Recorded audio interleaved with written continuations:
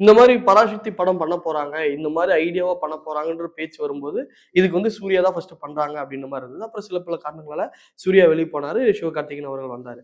இந்த படம் சிவகார்த்திகேயன் அவர்களுக்கு எந்த அளவுக்கு பக்கபலமா இருக்கு?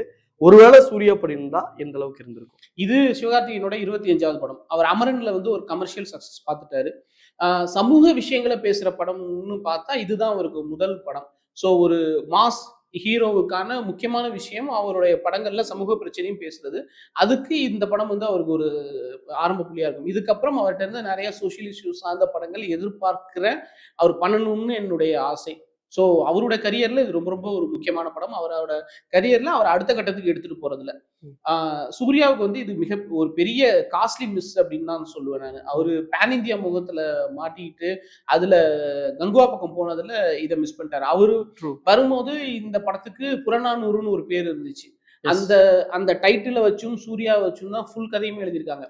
படத்தோட ஃபர்ஸ்ட் ஷாட்ல இருந்து லாஸ்ட் ஷாட் வரைக்கும் அந்த புறநானூறுங்கிற வார்த்தை வந்து வந்துகிட்டே இருக்கு. அட்லீஸ்ட் ஒரு 100 தடவ அந்த வார்த்தைய காமிச்சிருப்பாங்க. 100 தடவ அந்த வார்த்தை பேசப்பட்டிருக்கும். பட் அதுதான் இந்த படத்துக்கான ஆப்டான டைட்டிலா இருந்திருக்கும். சூர்யா இருந்திருந்தாங்கன்னா. ஸோ அந்த மாரியான ஒரு பவர்ஃபுல்லான ஒரு கதைய அவர் மிஸ் பண்ணது வந்து அவருக்காக நான் வருத்தப்படுறேன் உண்மையிலேயே. ம்.